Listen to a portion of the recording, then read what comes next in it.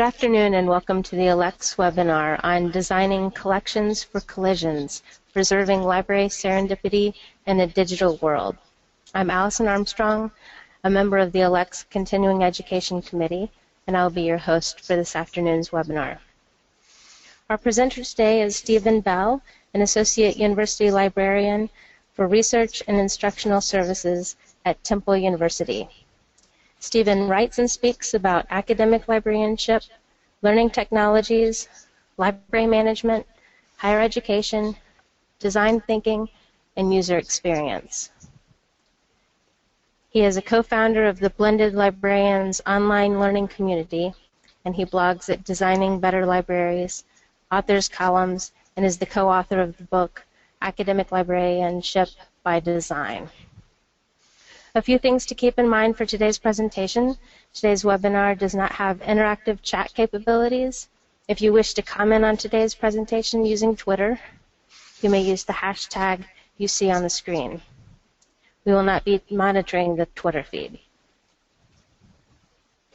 Let's see.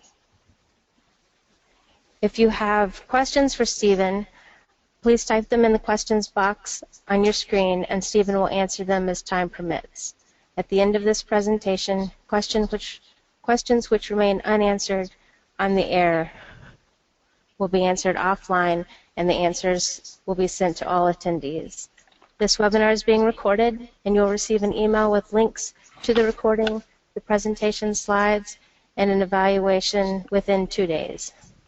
Please take time to fill out the evaluation form, since it will be used by the committee to plan future events. There may be a slight delay as I turn the presentation over to Stephen.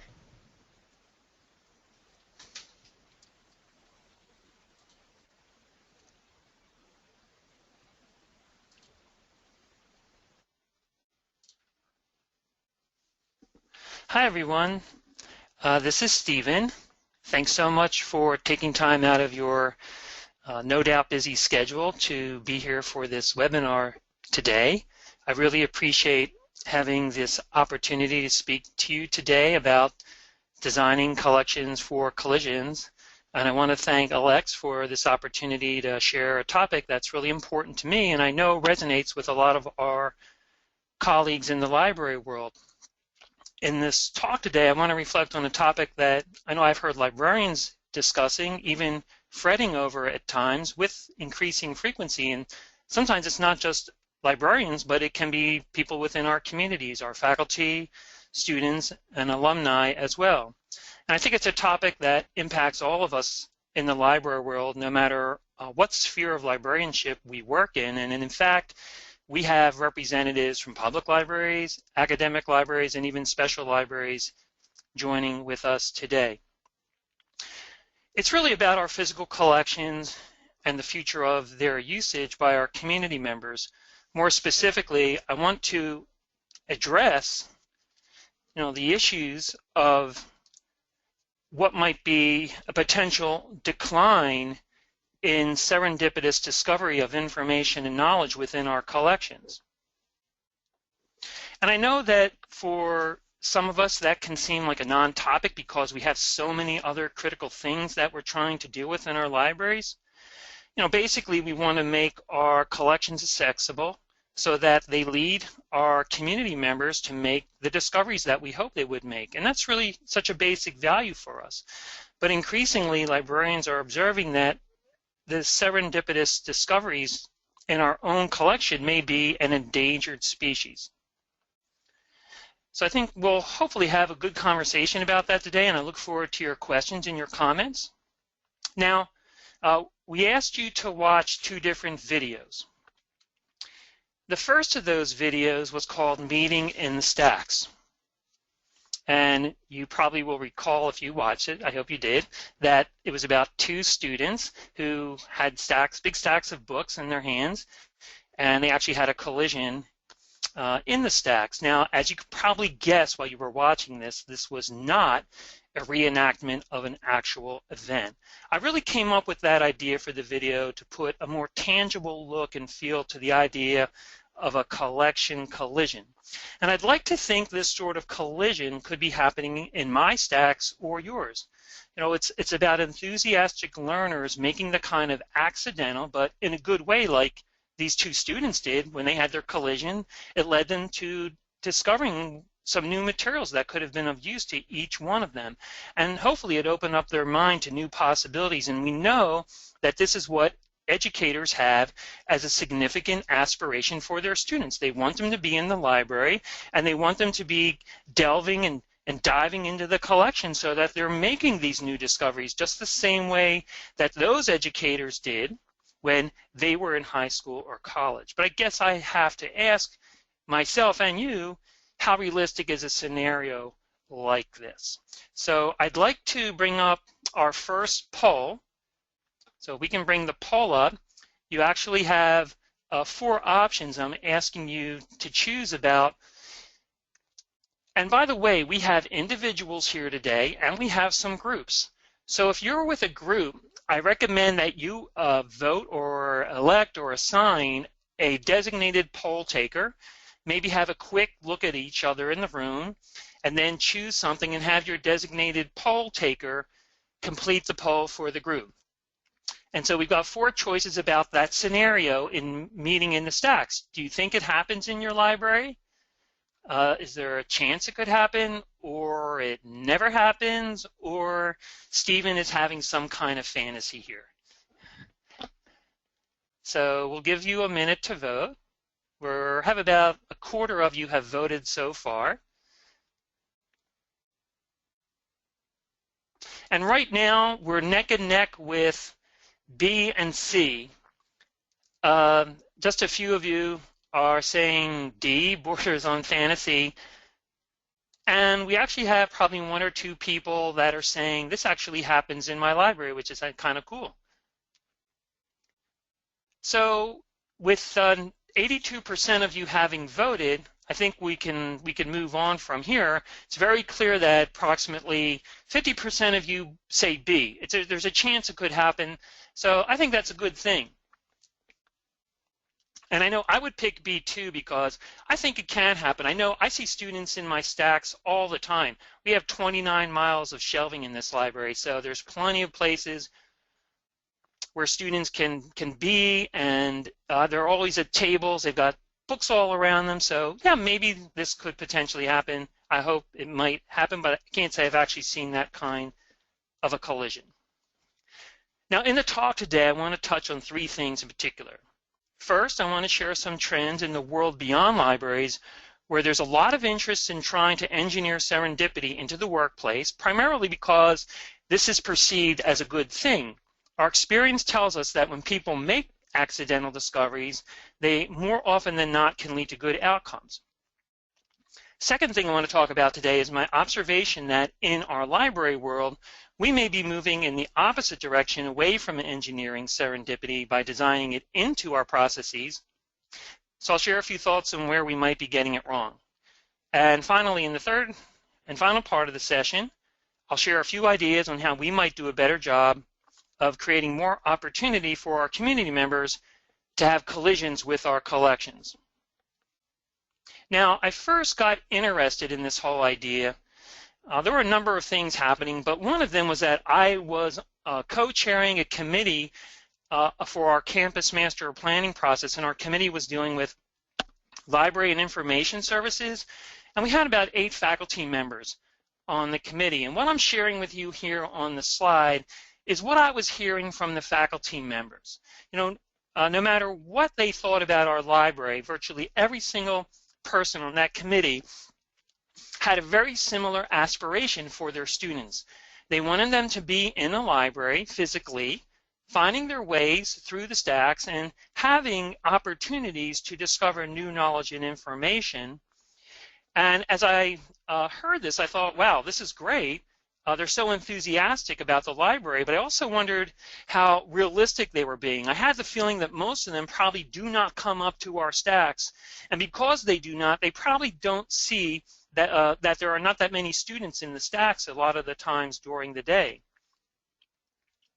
And what I thought was happening was that there was a bit of a nostalgic feeling in the room when we were having these conversations, that the faculty were thinking back to their own experience when they were students, and the joy that they themselves might have experienced when they were having serendipitous discoveries in the stacks of their libraries.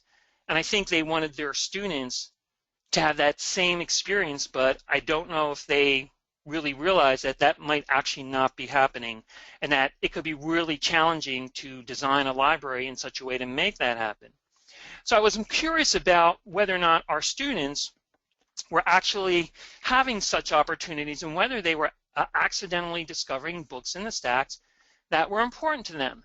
So this is the second video that I asked you to watch, and I don't know how you felt when you were watching it. Maybe this is a good time to share something in the question box if you want to share what your reaction was when you saw this video, because that was just 1 minute and 20 seconds of responses, but we actually asked many more students, did you ever accidentally find a book in the library that was critical to you?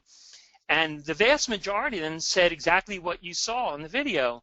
No, they never found a book that was important to them. No, they don't go into the library. No, they're not looking for a book in the library. And so when I show that to people, it's kind of disappointing, because we go to so much effort to create great collections and make them accessible. And then when we're hearing our students tell us that they're not making use of it, it's kind of disappointing. Now, you did probably notice that there were 1 or 2 students that did have a story to tell about a serendipitous discovery in the library. In fact, the very last student told a story about how he was helping someone write computer programs, and he got so interested in the topic that he ended up making that his career, and he went on to actually be a programmer. So I like to think of that as a great library success story.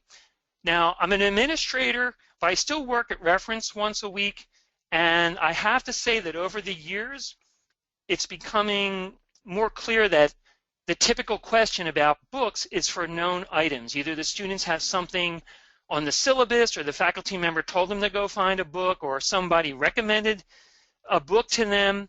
And I see fewer and fewer students who are coming in with sort of just, a desire to solve a mystery or explore something, and they just want to know where are the books on a particular topic, where they're going to go and browse. So even that small indicator suggests to me that we are seeing fewer students coming and getting into our stacks and browsing around and potentially having collisions with our collections.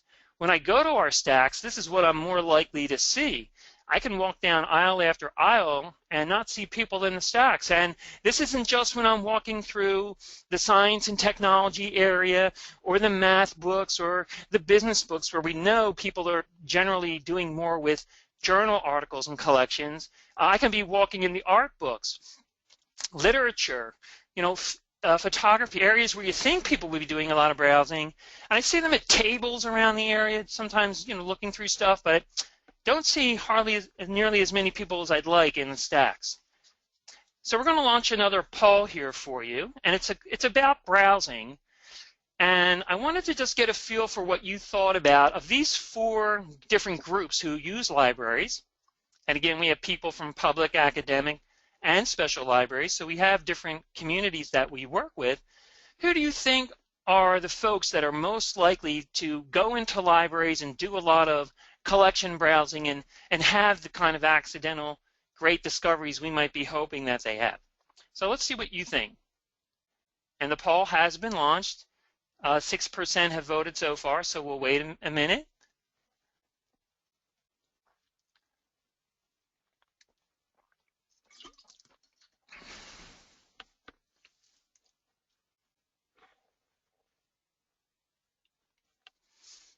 All right, we're up to 53. Okay, more than half of you have voted. And right now, it looks like A is in the lead with parents with young children, and senior citizens is in second place. And I am with you on this. I definitely feel that having worked in a public library and observing in public libraries, it's definitely, parents will take their children and let them do a lot of browsing among the different books. And it is, of course, a more visual experience given the nature of the content. But clearly, most of you thinking about K through 12 or your college students that you're familiar with, only 14% of you chose B. So clearly we are thinking that we're not seeing our college students doing much browsing in our collections. So that maybe that tells us something about whether we need to kind of put different kinds of materials out there to get them more interested in connecting. Just a thought. Thank you for taking the poll. I really appreciate your engagement with the polls. Thank you so much. We have a couple more to go. So let's move on to the first phase of our discussion, in which I want to talk a little bit about what is engineering serendipity. And I'll do that by starting with the Horace Walpole story. So if you don't know who Horace is, he's actually a British aristocrat who lived in the 18th century. And since he was a British aristocrat, he had a lot of time on his hands. And so what he did is he often wrote letters to lots of different people. And in one of those letters to his good friend Horace Mann, Walpole contemplated on the idea of making what he called good accidents. And by that he meant accidental discoveries that led to good ideas or practices. And in his letter to Mann, he shared a story about an old Persian tale about three young princes who traveled the world making discoveries, and wherever they went, their adventures would usually lead to some sort of good accidental discovery. And the book was called The Three Princes of Serendip. So guess who coined the term serendipity? Right, none other than Horace Walpole. And if you always wondered what English aristocrats were good for, well, now you know, they made great term coiners. But what about our community members who aren't traveling around the world making discoveries? What about the ones who come to our libraries or connect virtually with our resources? What about the potential for them to have these kind of great serendipitous opportunities? So we're going to take another poll here. So let's launch the poll, and there are three choices here. A, I think so. Can you create the right conditions for serendipity? Can you engineer it in our libraries? I think so, but not sure how to accomplish it. B, I doubt we can create the right conditions to make it happen. Or C, we might be doing this right now in my library, or in my library right now. So we're up to 17% of you having voted. And right now, by a large margin, many of you are going with option A. I think so, but not sure how to accomplish it. And again, good to see that no one is choosing B. So I appreciate your optimism and enthusiasm that we actually could design more serendipity and collisions into our libraries. So we have a lot of people who have voted, so we'll stop there. And again, by far, over 90% of you went with option A there. Now, another person who probably would have picked A in this poll is Steve Jobs. You might ask, well, why Steve Jobs? Well, there's an interesting story about Steve Jobs that shows that he thought a lot about creating collisions among people so that there would be serendipitous discoveries. And the story is that when he was designing the headquarters of Pixar, he asked the architects to build one room that would be a central meeting room where everybody would have to come to for lunch or breaks or whatever. Great. But what he asked the architects to do was to put the only two bathrooms in the building right outside the meeting room, because he wanted to make it absolutely essential that everybody every day would have to come to that area of the building. And while it's a great idea, the architects turned him down on that one for a number of reasons. You might suspect that buildings probably need more than just two bathrooms and that they have to be centrally located in some way. But it gives you the picture that people in workplaces in particular are thinking a lot about how to create the right conditions and design for serendipitous discovery among workers. Now, there have been a lot of serendipity experiments throughout the 20th century. Now, here we have people at two tables. On the left, we've got four or five people at the table. On the right, we've got about 12 or 13 people, right? and they're having lunch, but they could be doing any number of things. So here's our fourth poll, and let's launch our fourth poll now. And I'm just asking you a simple question. Was it fewer people on the left there, or more people on the right? Which table do you think is going to have more serendipitous discovery coming out of the interaction at the table? So again, we're about 20% of you have voted.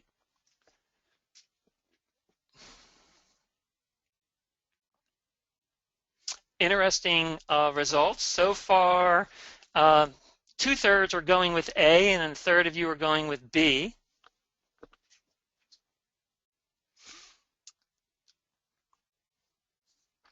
And I think we've got just about everybody who's going to vote has voted. And again, I hope the groups are voting too. Now, this is interesting. 67% of you said A, fewer people, and 33% said more people. Well, if you said more people, you are correct.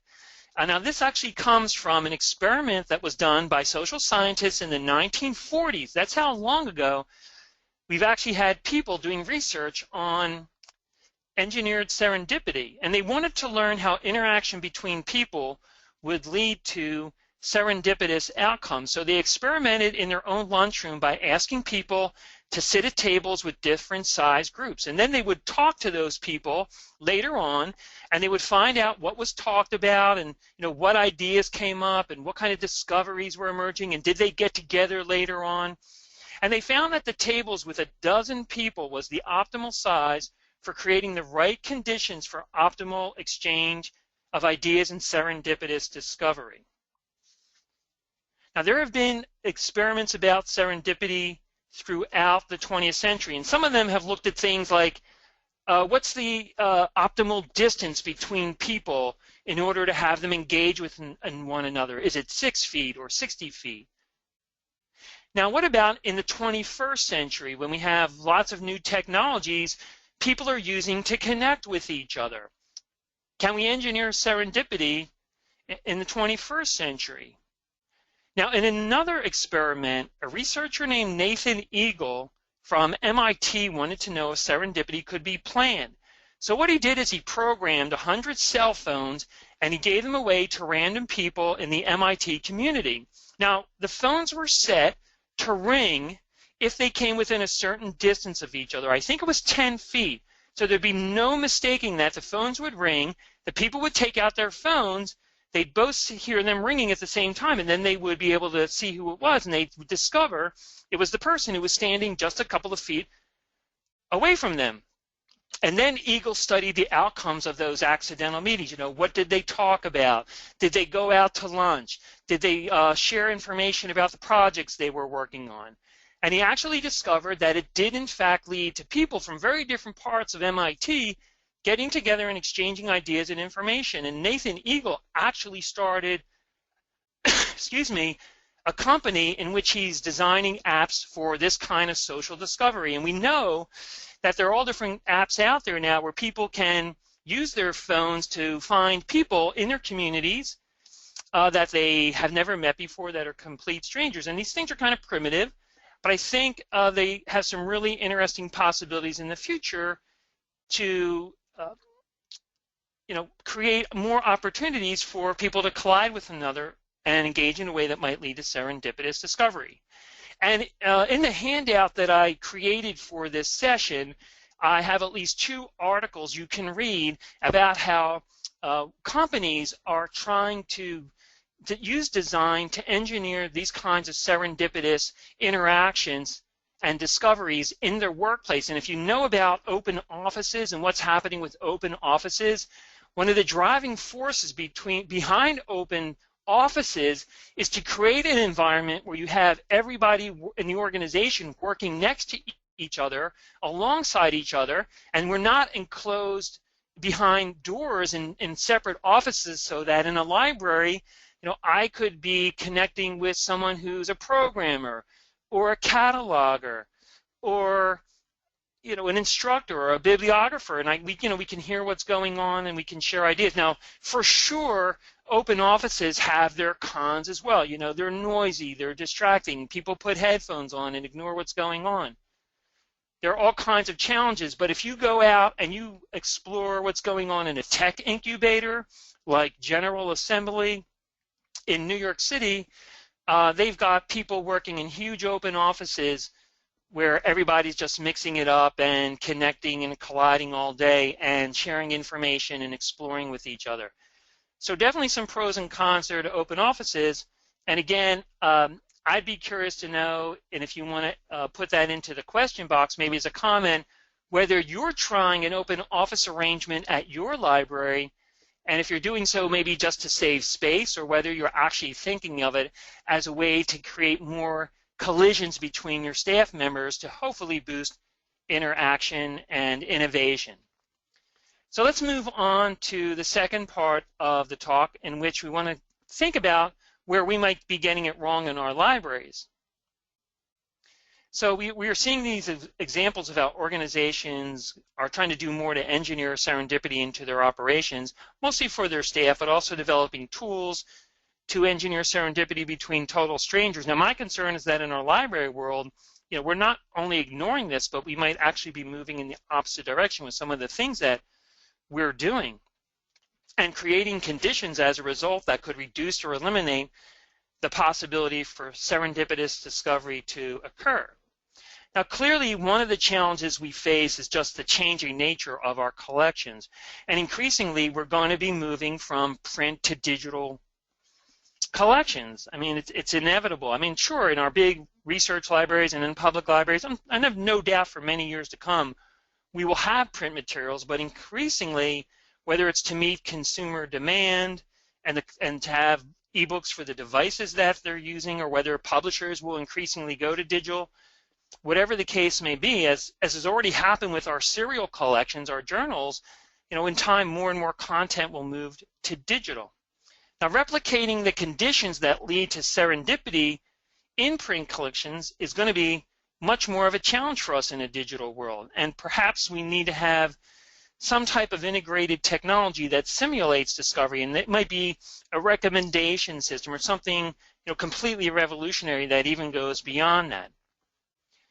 Now, one of the challenges that we have is in meeting the needs of our community members. They have expectations for when they come to our libraries, and one of those is in what's happening with people spaces in our physical libraries. And that is a challenge for us in determining what's the right amount of space to devote to book stacks, and what's the right amount of space to devote to people spaces like the study rooms, collaborative work tables, event spaces, cafes, maker labs, all those kinds of things. And we're building a new library here at Temple University, and we spent a lot of time dealing with this particular issue. How much of our book collection, which is 1.5 million books now, should we bring over and put into open stacks? And we're going to go with an ASRS, an automated storage and retrieval system, and we're going to end up only having about 250,000 books in open stacks, and we're trying to figure out what are the right books to have. So these are really tough decisions that a lot of us have to make. And in this article, I'm just showing you a snippet of, whenever we tend to make tough decisions like that about removing books from our collections, whether it's putting them in remote storage sites or putting them into an ASRS, there often is going to be backlash. People demanding that the library not move books out to remote storage sites, or weeding them and getting rid of them. We've seen these stories over and over again. I think there was just a story about it at Berkeley Public Library where the director was asking staff to weed the collection, and there was a big protest outside about the library getting rid of books. And at University of Nebraska-Lincoln, both faculty and students protested because they wanted books to stay in the library. And one faculty member in this article was quoted as saying, "I go to the library for one book, and I come back with 4 that I didn't even know I wanted."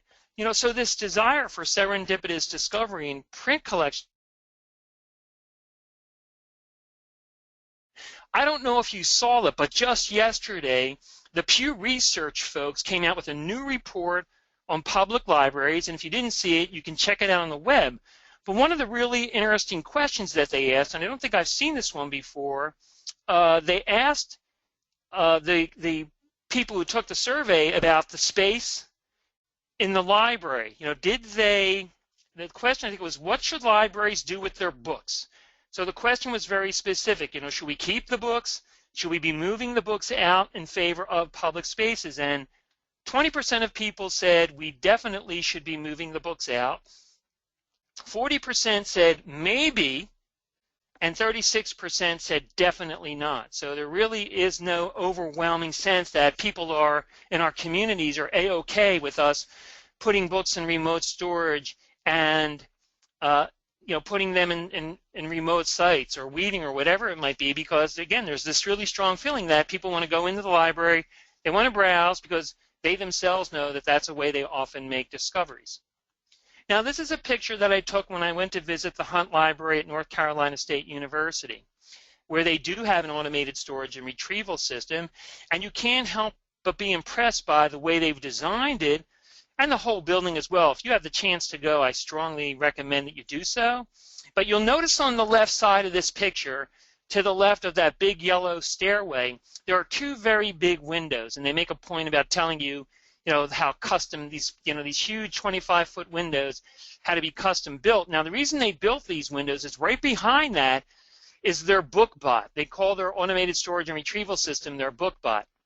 And it enables people to look into those windows, and they can see the BookBot doing its thing and going and retrieving bins and moving them back and forth. Now, the day that I was there, it was in the summer, and there were young kids from different summer camps, and there were prospective students and parents, and this is something that people were really drawn to. I mean, they were, oh wow, look at that robot, look at that thing work. But I couldn't help but feel the sense of irony that the people were watching this automated thing going and getting books and marveling at the technology, but they themselves had no opportunities to collide with those collections. They were detached from it. And I'm not picking on NCS and CSU here. They are not the only ones with these systems. I think anyone who builds a new library these days is probably going to look very closely at having an ASRS. Given the cost of storing books in shelves these days. But you can't help but wonder what impact it's going to have on people's ability to just kind of hands-on browse and open up the books and see what they are and have that kind of serendipitous experience. I just don't think people are going to see themselves having those kinds of experiences with an automated retrieval system. But we may have some solutions to do that. And I just want to finish up by saying there are lots of other things going on in our culture that we could get into a conversation about the general decline of reading and book culture that affects all of us. And that might be part of the reason why a lot of our students, say when you ask them, did you ever go in the library and get a book? The answer is no, because maybe they were not raised in a way that they are assimilated into a book culture. And it's all kinds of things, whether it's the education system having fewer librarians in public schools. In Philadelphia, we have over 200 schools, and there's less than 25 librarians left for all of those schools. So many students that we get at Temple from the Philadelphia School District have never been to a library. They've never talked to a librarian. They've never taken a book out of a library. Very, very few students are now majoring in humanities, and humanities are kind of the areas where you tend to have more people, doing exploration and book browsing. They may get some of it in a general education course, but it's not the main reason they're here. They're probably business, education, STEM majors. So they might be getting less exposure to the literature. So I think there's a lot of other things going on in general that might be changing the nature of people who are not as much a part of the book and the reading culture and the way they interact with libraries. So something that might be of concern to us.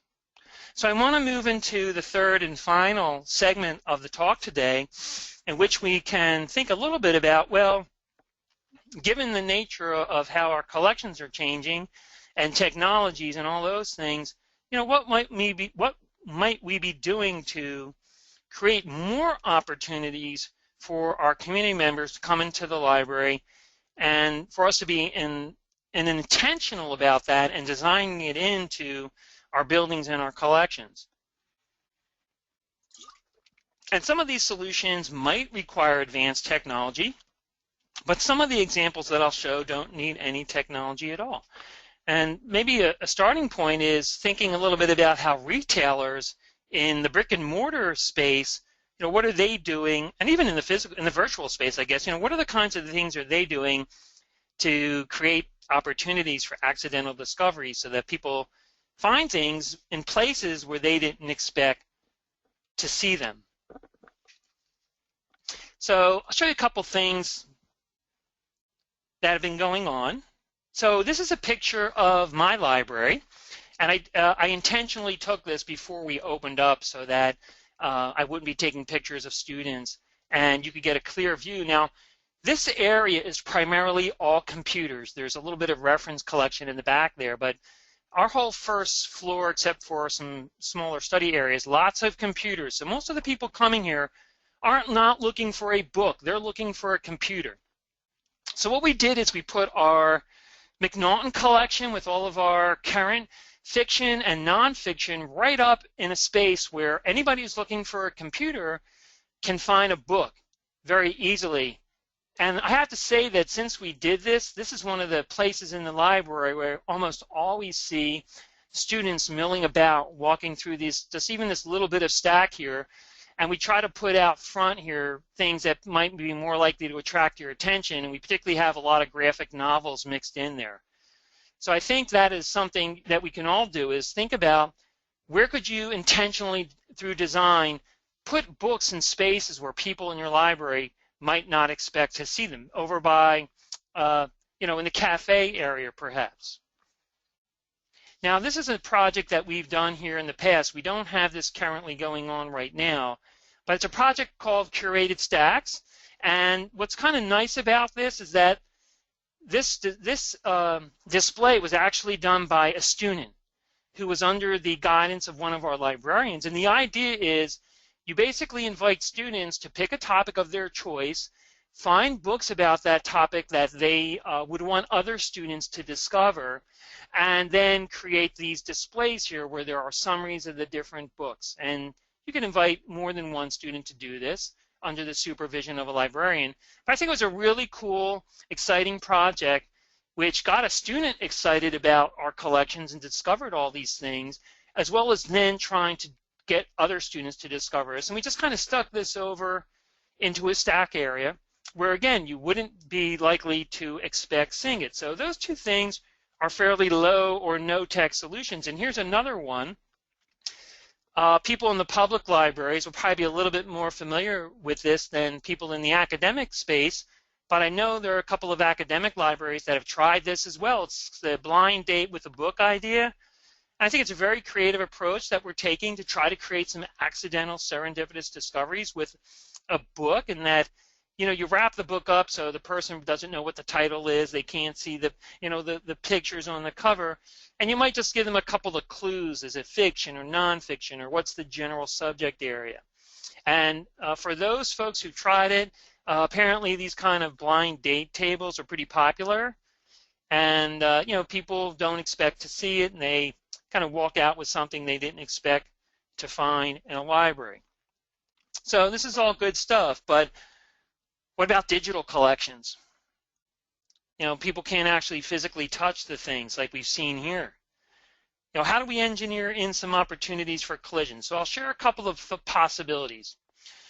Well, the first one is something that people in public academic libraries are doing with increasing frequency, but even public libraries who want to serve members of their communities that are taking courses in open education environments.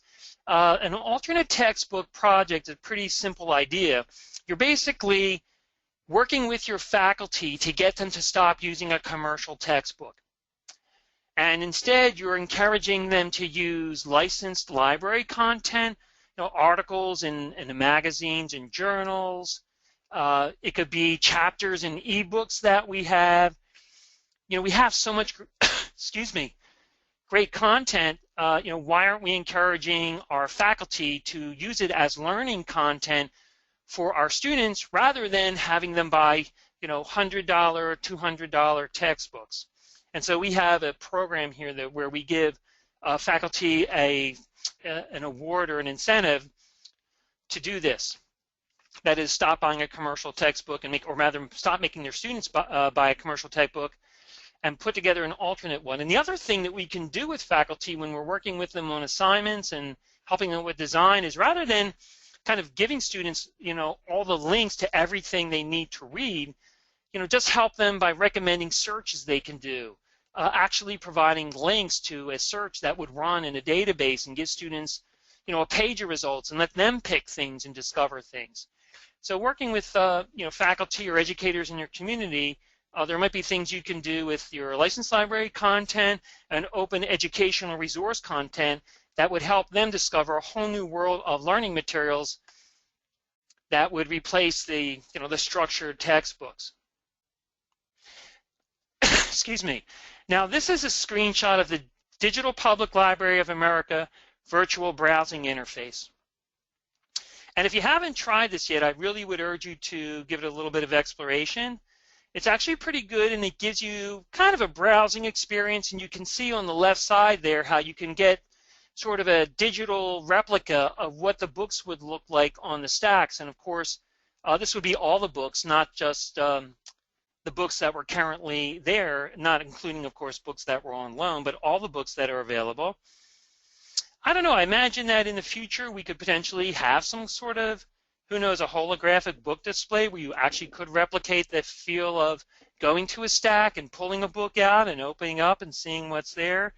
I don't know if people would be satisfied by that kind of experience. It's just not the real thing. It's sort of like the difference between a home-cooked meal or a gourmet meal and some frozen prepared food version of that same meal. It's supposed to be the same thing, but it's really not the same thing. So technology may help us to some extent. I don't think we're there yet with the right kinds of technologies, but I think ultimately creating collisions with collections is about people developing solutions that engage other people. Here's another example of a virtual browsing tool. This is one they've developed at North Carolina State University.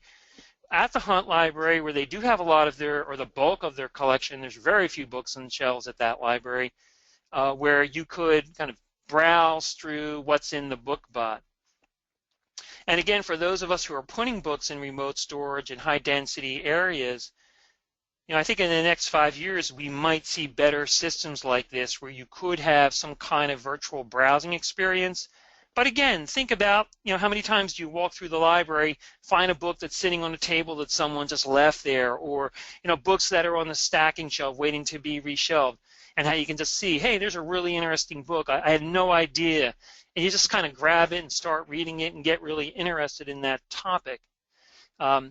I'm not sure how we might replicate that kind of experience in a digital environment. That's one that's going to challenge us. So let's start finishing up, and we'll do that by taking our fifth and final poll. So let's bring up poll number 5, in which I'm asking you, here are 4 different products. Which of the following do you think is the result of an accidental discovery?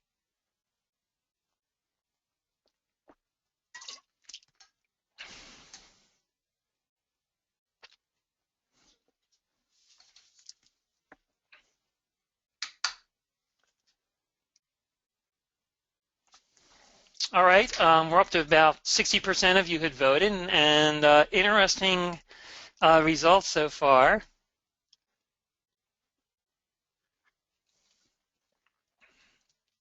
And we're only about 70%, so I would hope we get a few more people. Give it just another 10 seconds before we move on.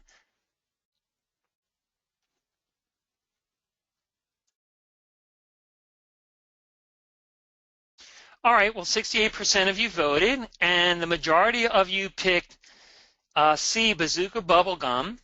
23% said Ivory Soap, and 15% said Wheaties.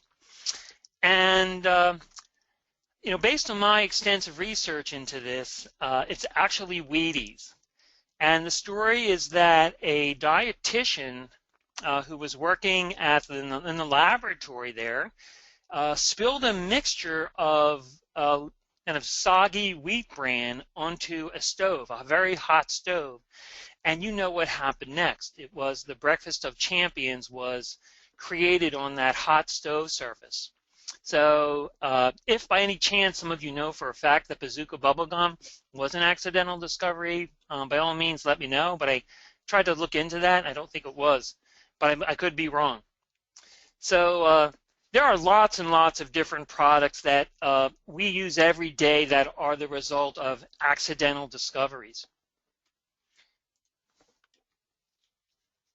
And in the overall scheme of things that we do in our libraries and the contributions that our collection building work makes to the advancement of knowledge at our institutions and beyond, it might seem like adding to our list of worries, and with all the other things we have to deal with, what is it else that needs to be at the top of our get done list?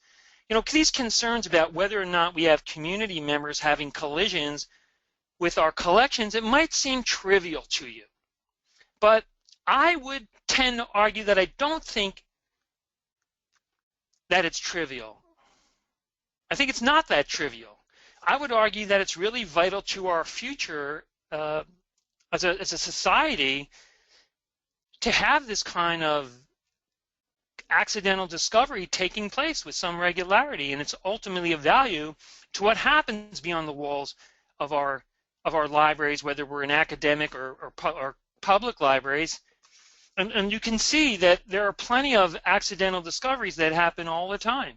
Penicillin discovered when Alexander Fleming left his Petri dishes in the sink to get dirty, and he didn't wash them, and then he noticed this strange mold growing on the bacteria in his lab. How many people's lives did that affect?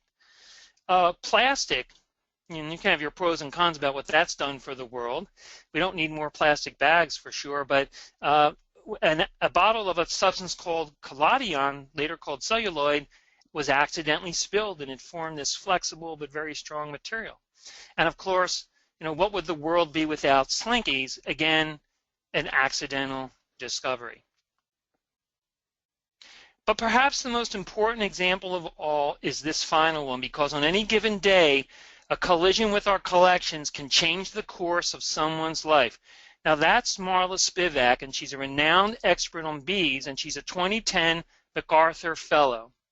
Now this is a still from her TED Talk on bees and what would happen to the world if we no longer had bees. And as you know, many of our world bee population is disappearing because of colony collapse and other problems that are occurring in our environment. And I want to share with you a quote directly from that TED Talk made by Marla Spivak. She said, "I got drawn into the honeybee world completely by a fluke. I was 18 years old and bored, and I picked up a book at the library about bees, and I spent the night reading it. It was like science fiction come true." Now, when I watched the TED Talk and I heard her say that, it was like, oh, wow.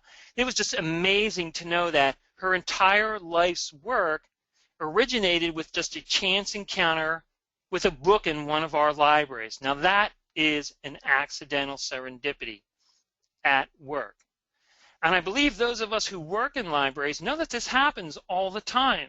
I mean, I know we're always hearing it from our community members, like that faculty member who said, I go into the library to find one book and I come out with 4 that I didn't know about.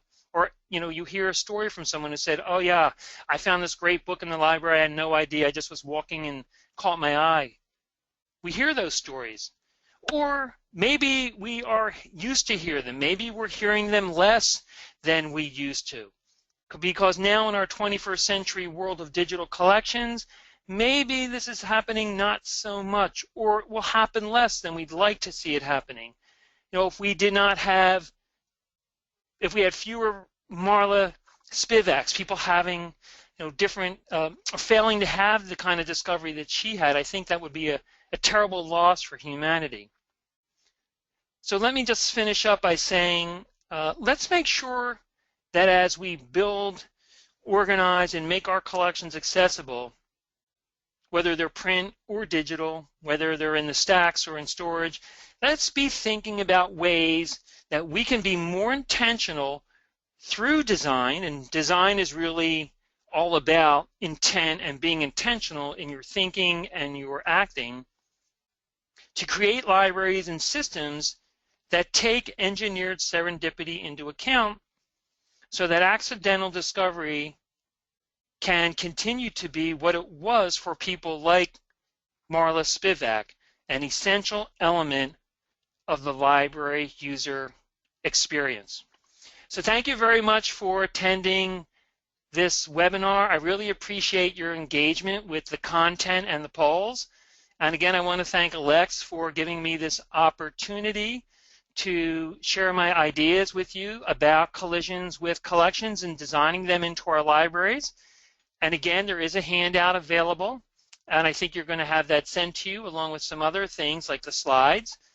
And you can take advantage of some of the additional reading on this topic. There are a couple of other people in the last year or so who have written articles of one type or another about this whole issue of what's happening in libraries as our collections are becoming less available in the traditional print on stacks ways, and how that's likely to have an impact on our user communities and the kinds of things that they discover in our collections.